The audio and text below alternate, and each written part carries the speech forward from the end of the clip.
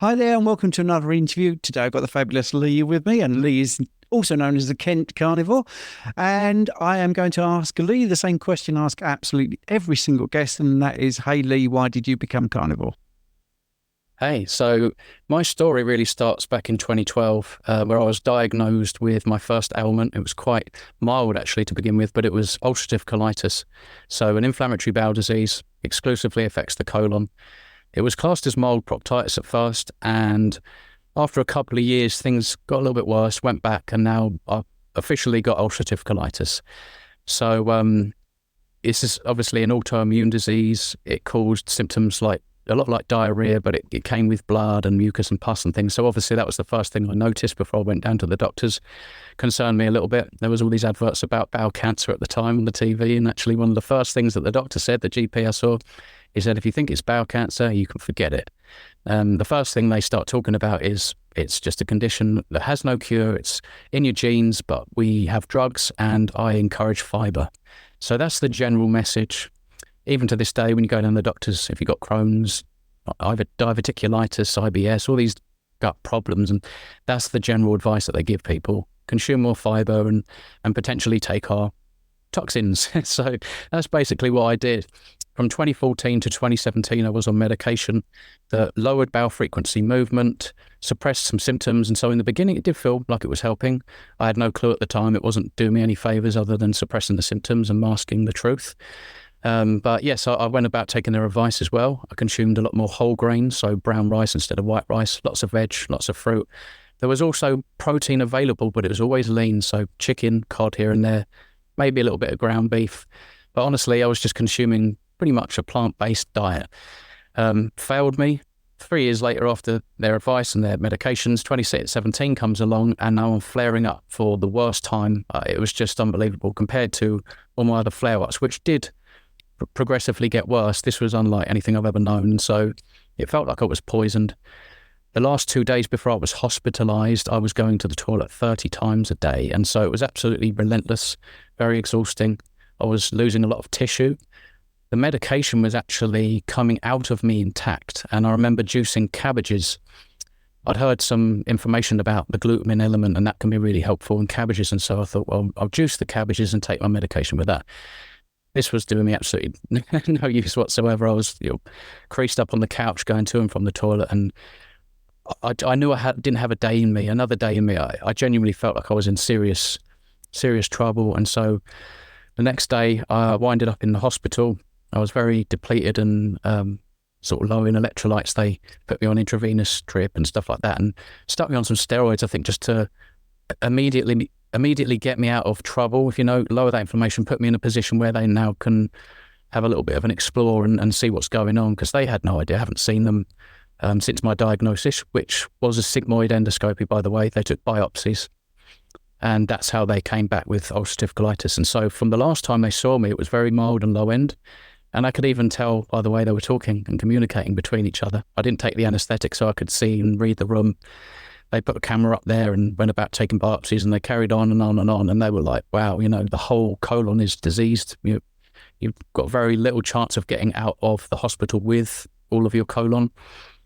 And what they did actually is they trialled me on a 50-50 shot drug. I think it was a very potent trial drug, an immune suppressant. And so obviously a little bit dangerous at times, certainly when you're in the hospital. You go on an immune suppressant drug, your walls come down and you're at higher risk of other things. So I think they gave me maybe sort of 2-3 days where they were like, we're happy to put you on this for this amount of time, but we shouldn't go over. I think I was on it for a couple of days longer, and they actually came in and said, sorry, but nothing's worked. We're going to actually have to take your entire colon out in the morning. And so it was an emergency situation, an emergency surgery type of thing. I remember they had some stoma nurses. So if anybody doesn't know what a stoma is, it's basically the part of the digestive tract that protrudes through the abdominal wall. Wherever they've had to do their surgery, at that point, whatever is left, that's what protrudes, and that's what I have now. The stoma nurses came around and they drew a little circle on my stomach, and that's where it would be, kind of thing. They took me through the whole concept of wearing a bag, because obviously without a colon now, I have to empty number 2 into a bag. And so at the time, believe it or not, I was really quite ready. It was just like, please just do what you need to do, because I feel like I'm poisoned and I don't have many days in me. It was just crazy situation. Anyway, the next morning I get my gown and my socks and I go down. They put an epidural in my back, and the next moment I know I'm waking up, coming to, how's your pain level and all this stuff, and a very slow sort of recovery in the hospital. I had the nurses come back around to check how the stoma is, if it's healthy, if it's working properly. The interesting thing is that as soon as you can eat, they give you this menu and it's just a list of nonsense. There's almost no food on it. Even if there is food, there's not a lot of animal fats. There's all the stuff that basically put me in that position in the first place. That's what they're offering me to refeed again after so many days. Anyway, I get back to health, at least to the point where they're happy. I can walk, I can wash, I can change the bag independently. I now go home, and this is still sort of 2017, and my mum and dad, I was quite happy to be home at first. I went back to my mum and dad's house and my brother was there. Okay, that first night was a bit tricky getting into a flat bed because I was used to lowering myself down, so quite painful on my abdomen. And I woke up and everyone had gone to work, and my depression just hit me instantly that day. It didn't take very long. I would say 90 minutes into my day that it was so quiet. It was just me. I've had a look. I've had a change. I'm feeling different. I'm looking different, and I'm back where I used to be. But this obvious thing has now changed. And I'd always experienced a bit of anxiety. I was always quite neurotic, but I've not known real depression. And this was definitely depression. I didn't feel like I was able to move forward with the same attitude. It crushed my confidence. I was single at the time, which really doesn't help when you wind up physically like this. I thought, I can't accept it. Someone else probably won't want to. And so, I kind of slowly went back to work, and I poured myself into that. I was going crazy at work. It's a physical job as well. I clean windows. So at first it was really tricky to stretch and reach and all this stuff with the weakness down the middle of my stomach. But, slowly and surely I built up my strength. But the depression would come and go in waves. And I've actually met my partner, who I'm with now, Lucy. We've got a house together now, and so things obviously worked out quite well. But I'd met her on the round. I used to clean her windows, and we got quite close, and we used to talk and things like that. And so that was nice. It was a very natural progression in the way it blossomed, and that helped for a while, But I always say this, the thing about depression is you're never safe if you're that way inclined and you're eating the wrong food, certainly. Your biome's all messed up and all this stuff that was going on. It came back with a vengeance. It was almost like I suppressed it with love, and it came back with a vengeance. And now, so we've got this house, and I found myself coming home from work and freezing in the porchway where there was no way I could just be myself for a moment, and I just couldn't move. It was really quite scary because I was afraid if I did move, I was going somewhere really dark. I had some very, very deep, dark thoughts, and things just... I actually was really scared, honestly. I'd never really taken some of these thoughts seriously, and I felt like I was encroaching on acting upon them, and I thought, I need help. I can't deal with this on my own. I'm not strong enough, clearly. I'm falling to pieces. Reach out to my doctor once again, really not wanting to take medications, not really wanting to have therapy, because I think I overanalyze myself so much that no one can tell me any more about me than me. I know me very well. Being so pensive and introspective through my past, with being so neurotic, I overanalyze everything I've said and done, and naturally that goes for everyone else as well. And it's just, again, that's quite relentless. But anyway, eventually they gave me a number, and I think it was called We're With You. I think that's the people that I dealt with, a unit that specialise in treating mental health conditions and things like that. They said, okay, cool, it's a 45-minute conversation. Most likely you'll need some sort of medication, but we think that we're going to admit you into some kind of therapy and perhaps refine how we're going to treat you, and this was the process. Anyway, I was anticipating a secondary call to arrange the next step. A week went by. Okay, no problem. Okay, I felt a little bit better because I got stuff off my chest and thought I was being helped. 2 weeks went by, starting to get a little bit worried. You can't call these numbers back. They're very strange numbers. And actually, a few weeks went by, and now I'm almost not with it. For some reason, I didn't get the ball rolling again, and I'm sort of thinking about alternatives and stuff like this. It was 2 months now. I'm sitting on the couch just to my side here, and I'm looking at the TV, YouTube's on, and Mikaela Peterson's Don't Eat This came up. I watched that. It blew my mind. It compelled me really to at least take a full leap of faith, just jump in. What have you got to lose? The BBBE challenge came up through the algorithm after watching this particular video where Mikaela Peterson was talking about ameliorating her autoimmune conditions and her depression, which was obviously the thing that inspired me. So, like I said, all these other videos start coming up. The BBBE challenge, that was very simple. So I thought, okay, tomorrow, because I'm not patient at all, I thought I'm desperate and I've made up my mind already. So this is what I'm doing tomorrow. I'm not eating any plants for 30 days. All I did was just set myself a 30-day challenge. Me and my partner, actually, even Lucy, though she wasn't suffering, she thought she'd support me and just give it a go as well. So we both jumped in cold turkey. I wouldn't advocate for this, but anyway, cold turkey, BBBE. And the very next day, and this wasn't something that was on my mind, my acid reflux just didn't come, and I got this daily. And that I haven't had a symptom of acid reflux since for 19 plus months now.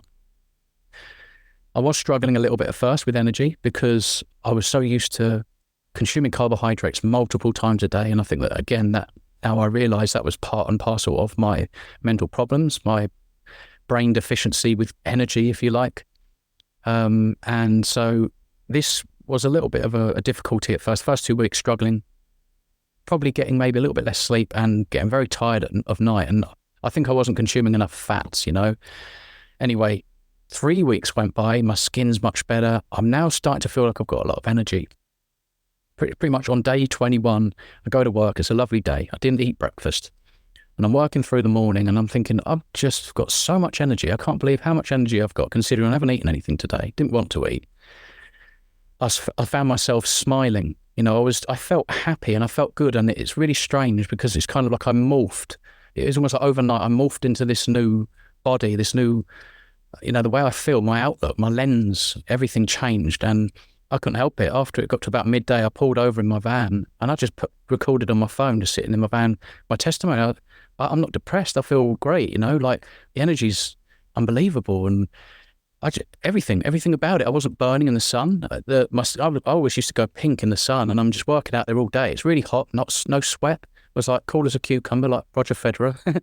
just felt great. And so, I couldn't help but document this and put it on Facebook at first. And anyway, it's been 19 months now and I have not consumed any carbohydrates, nothing. I set myself a 30-day challenge and I've just not looked back because the way I feel and the way it works, and it's just doing me so well, it serves me so well, I just can't justify eating a single piece of plant matter again.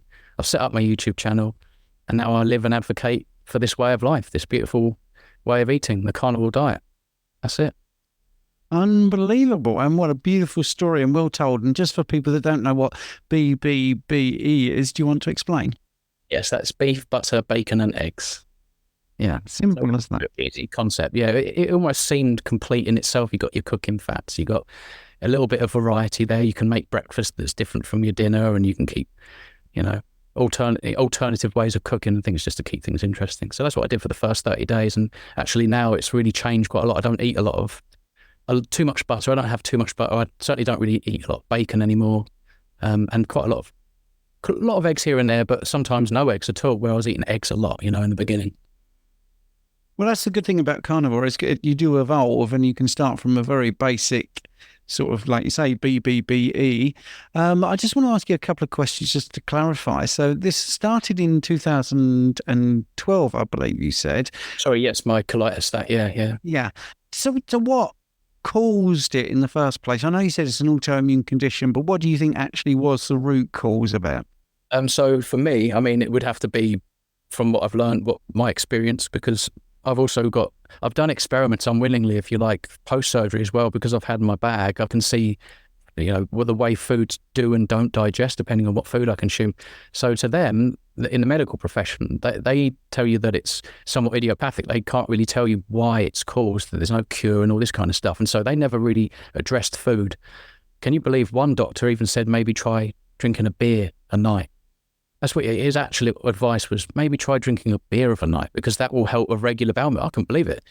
I thought that was great advice. I went home and started drinking a beer of a night, But in my opinion, no doubt, it's a combination of things that come from plants. The one biggest enemy for me was fibre, indigestible fibre, mostly cellulose and lignin.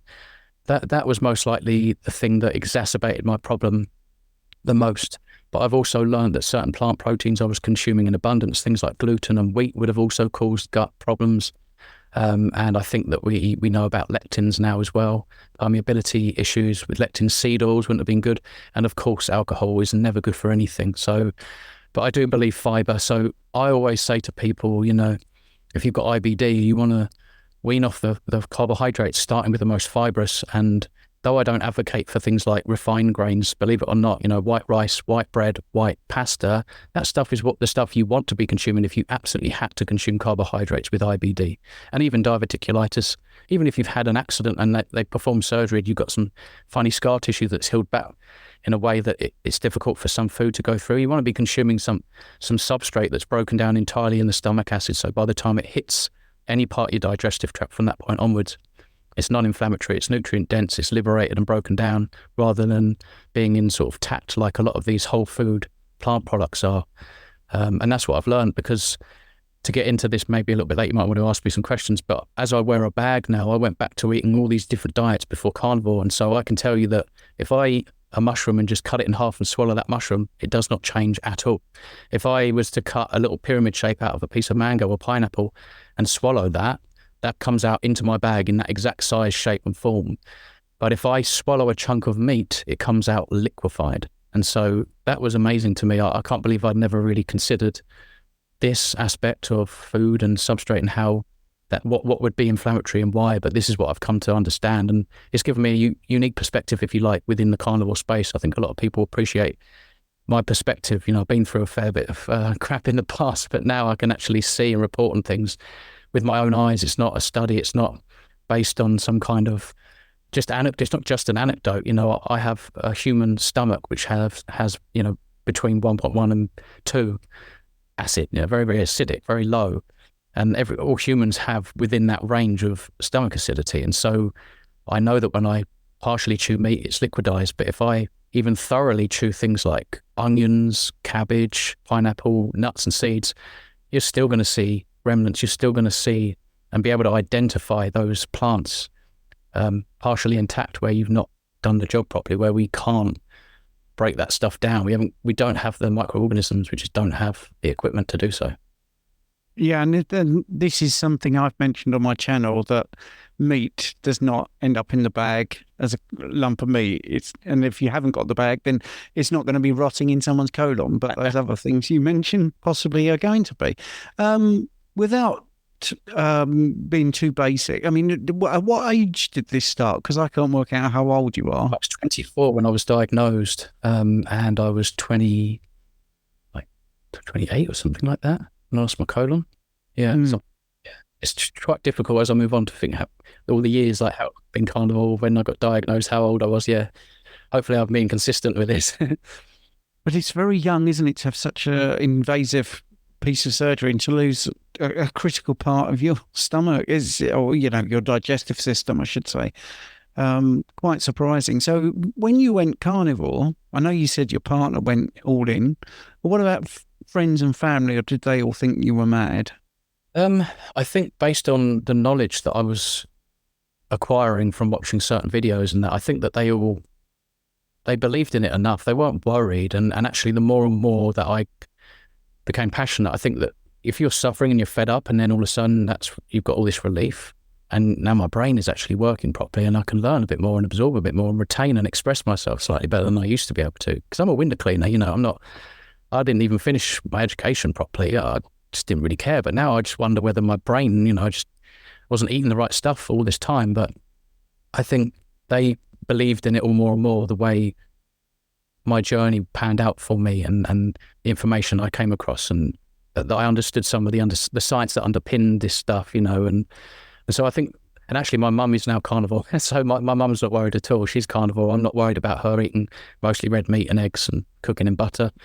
My dad's changed his diet. It's very meat-centric. My brother's full carnivore now. My partner's a loose ketogenic because she really doesn't suffer much. Her child lives with us. You know, we're a trio here, and she does the same. She's quite interested.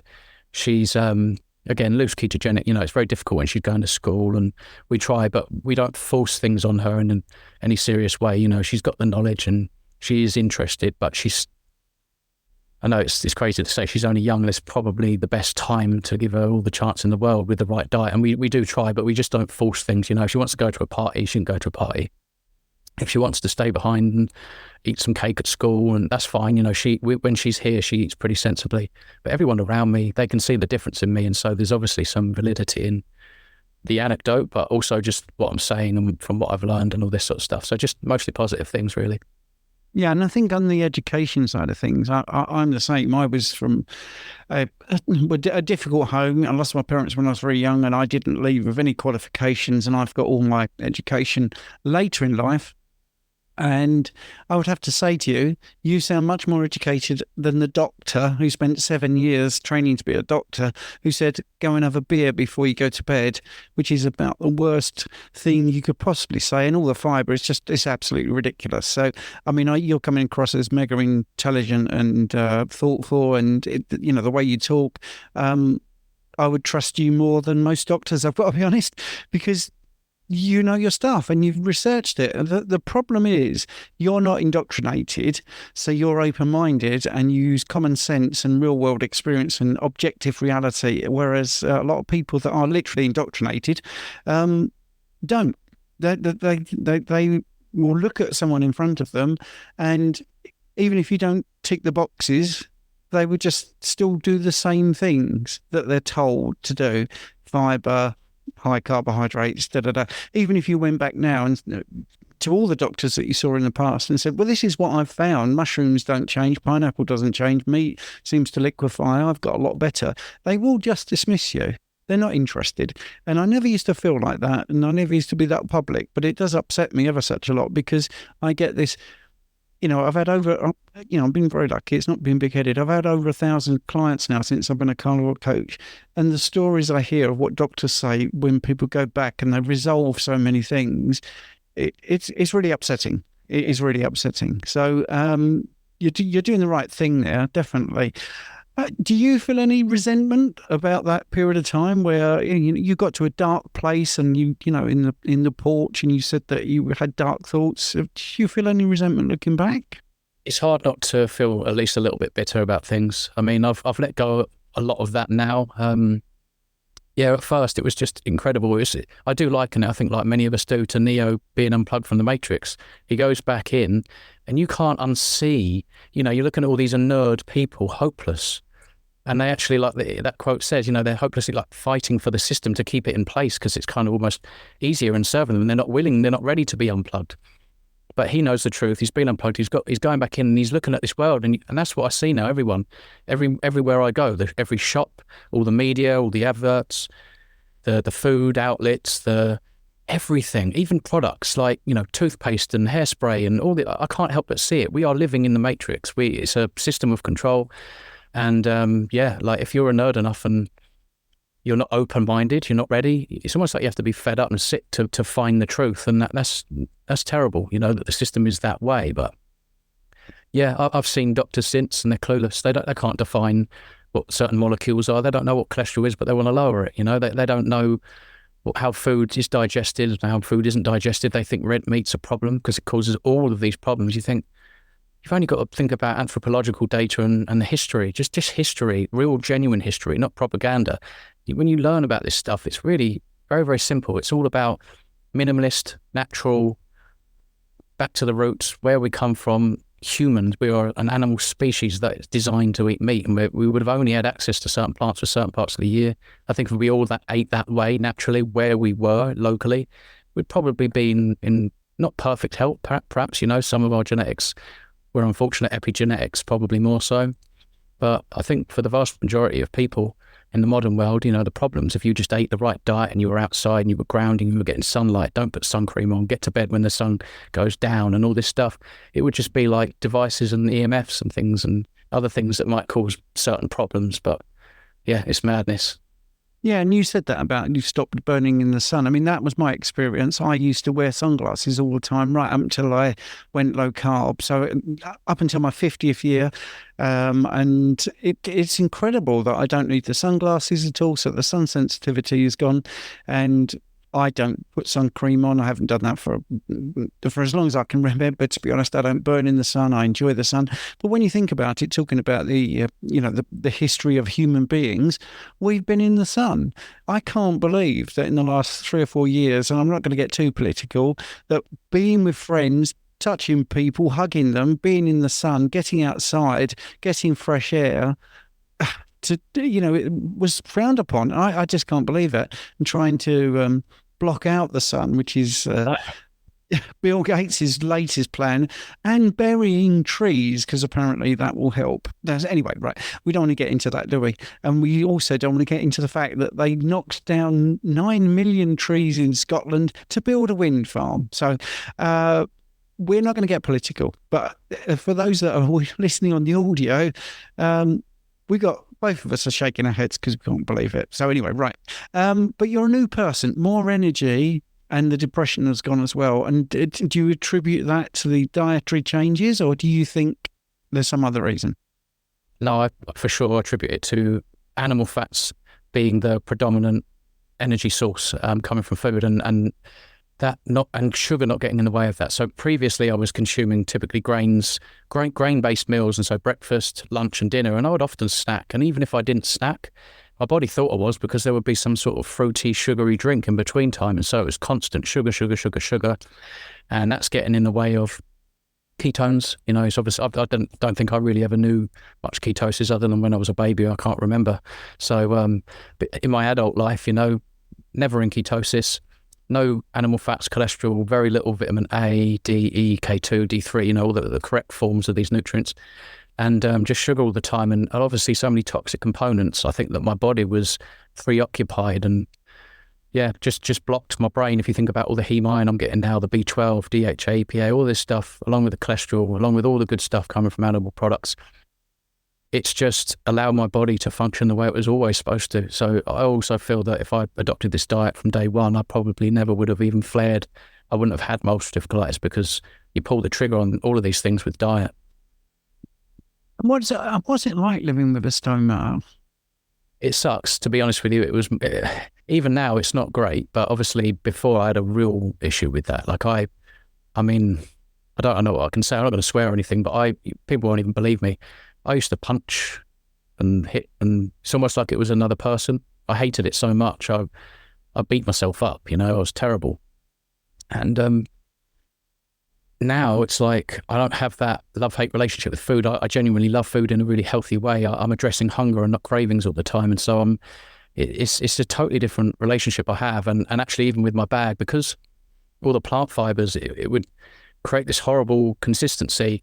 I was aware the moment my bag would start to work. And so I would eat and eat all this nonsense of just addressing my addictions, really.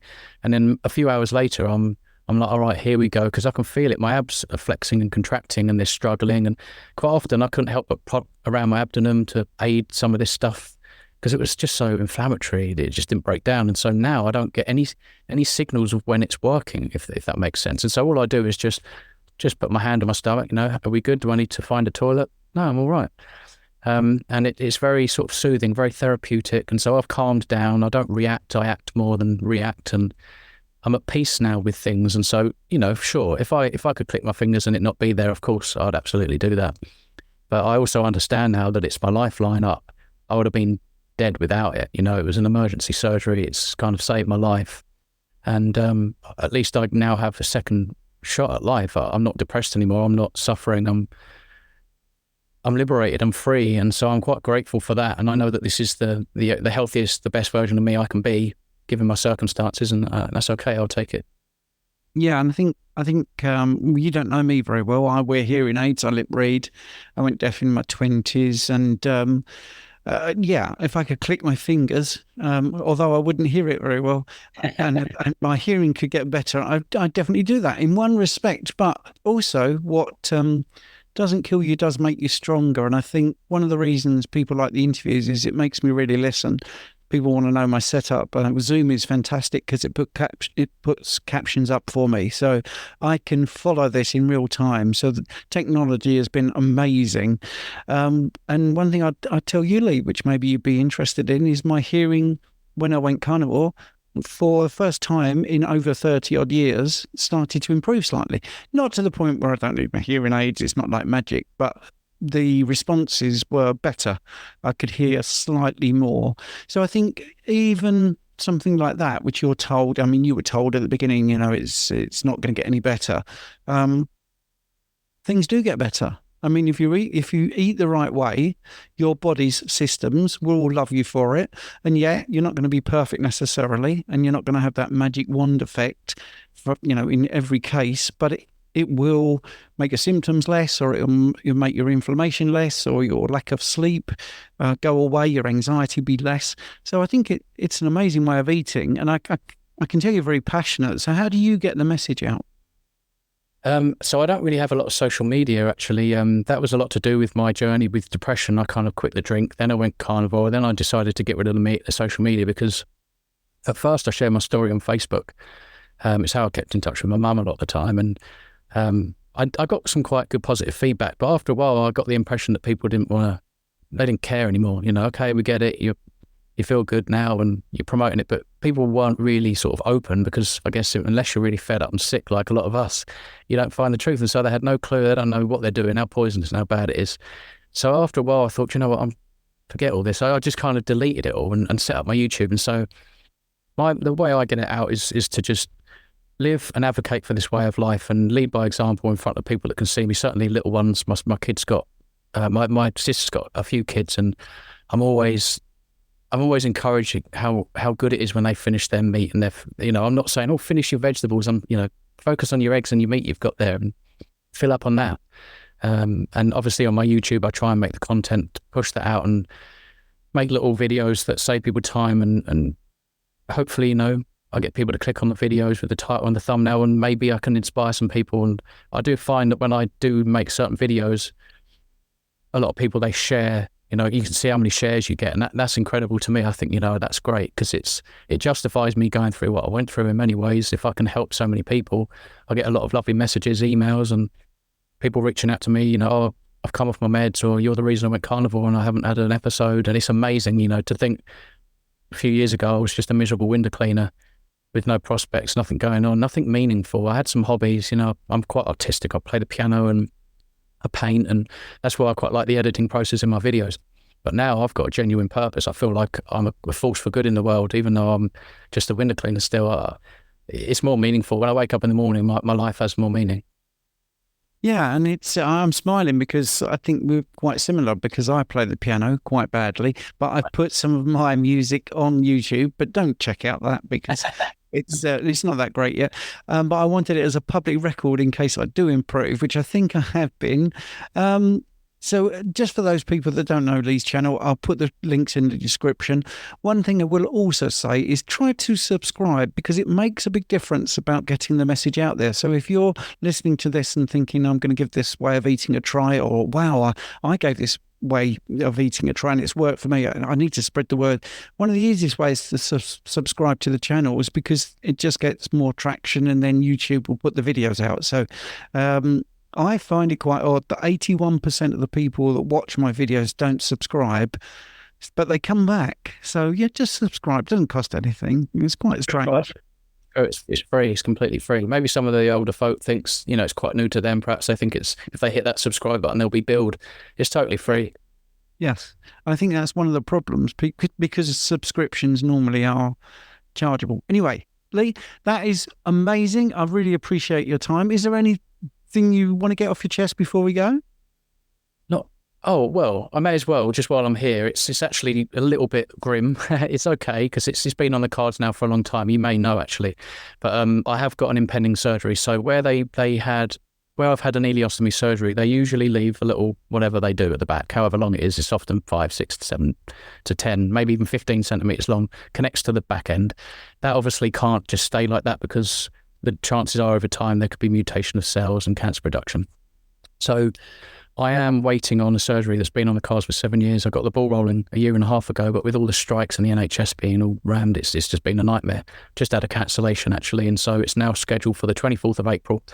So if people wonder where I go for 1 to 2 weeks or whatever, that's what I'm doing. I'll be busy kind of just tending to to a pretty big surgery, because unfortunately they have to go through the front again because it's so small, this tissue. They want to put stents in to raise my kidney and bladder out of the way so they can concentrate on this vulnerable area that's got all this tissue. The nerves pertain to the kidney and bladder function, which can be a bit tricky.